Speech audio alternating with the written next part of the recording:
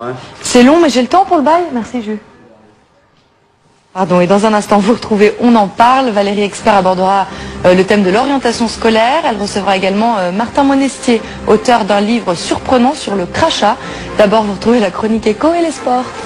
Des millions d'Américains seront devant leur télévision ce soir pour suivre le premier duel Bush-Kerry.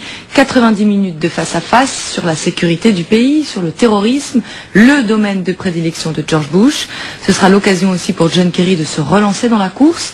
Le candidat démocrate se fait distancer dans les sondages, mais Kerry aborde cette soirée avec une étonnante décontraction. Évangéline Barbarou. Devrait tout redémarrer lundi. Normalement, la direction du groupe a fait un geste en annonçant le gel du lundi de Pentecôte travaillé.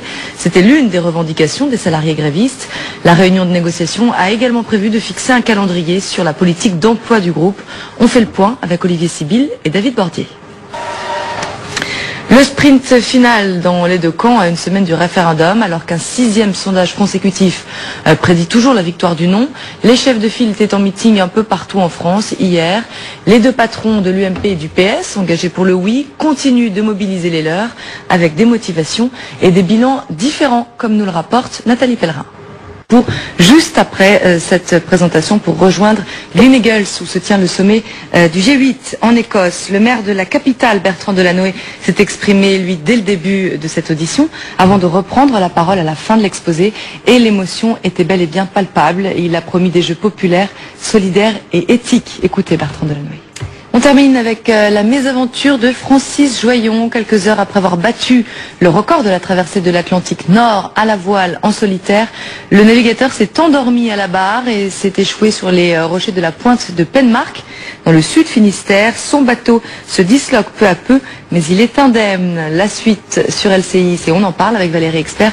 Et cette question essentielle, à quoi servent les devoirs d'été? Ce sera après l'écho et les sports. Petit paradis perdu sur la presqu'île du Yucatan au Mexique. Alors ici, pas d'hôtel, juste des cabanes en bois comme celle qui se trouve juste derrière moi. Tout est fait pour préserver l'environnement naturel. Alors on va découvrir le luxe façon Maya.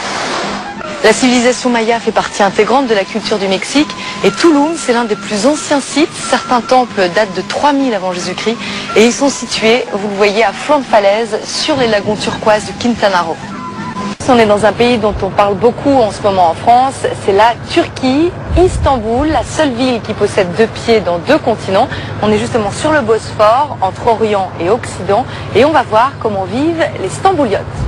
La cuisine locale, c'est une cuisine très riche parce qu'il représente plusieurs civilisations. C'est un mélange de Byzance et de l'eau chaude. Après, on passe aux choses sérieuses. À la bonne santé. Chérifé. Pour digérer.